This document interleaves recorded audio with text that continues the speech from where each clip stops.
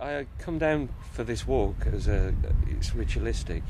It keeps me occupied, and however much I maybe don't feel like doing it when I'm back at home in my flat, once I get down here to this place, then it just takes over, because it's just such a fantastic place, and I can indulge all my fantasies of isolation and a Robinson Crusoe life away from all these complications, and I can order my thoughts. Depression is really overthinking, but the thoughts themselves are kind of a firework display. They come and go so fast that you can't really get a hold of the tail end of them.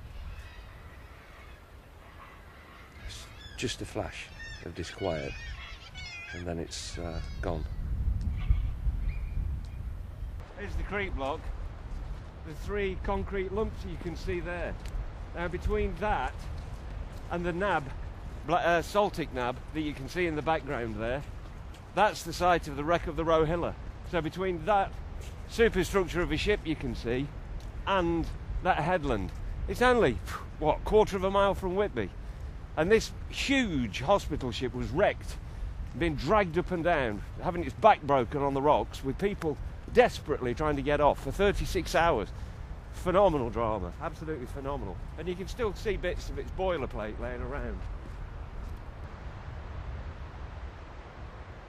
I've had a lot of relationships in my life, and I think about maybe starting a new one, and how weary I feel about just the process of recapping my entire life for someone all over again. It's just wearisome.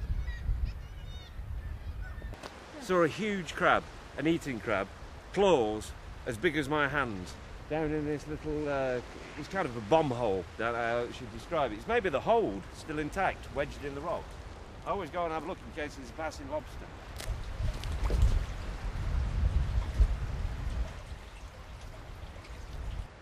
Depression also, it's like an overdose of passion. I'm a very passionate person. I tend to be intense, not in a needy way. Sometimes I intensely need to be left alone sometimes, and it's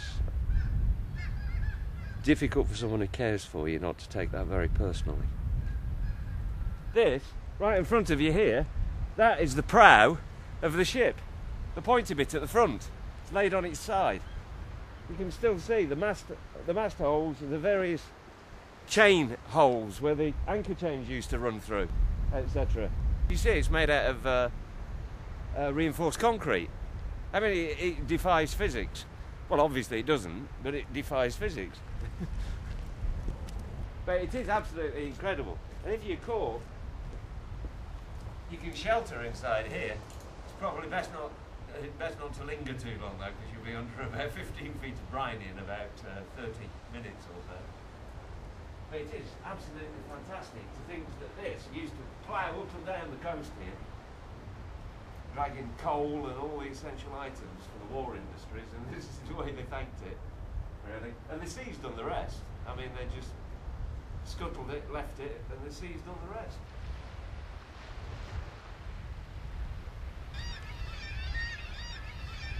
Yeah, it's a fantastically therapeutic place.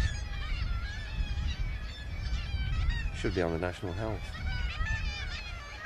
Usually what I do when I arrive at this place, especially on a day like this, is I just climb up onto the side and have a bit of bait. Got a fantastic view from up here. And a nice smooth bit up at the top with no barnacles. This is where I always come and have just a little bit of a picnic.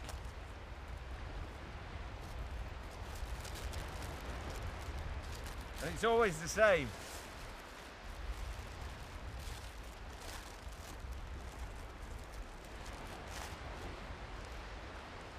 One egg custard, one pork pie.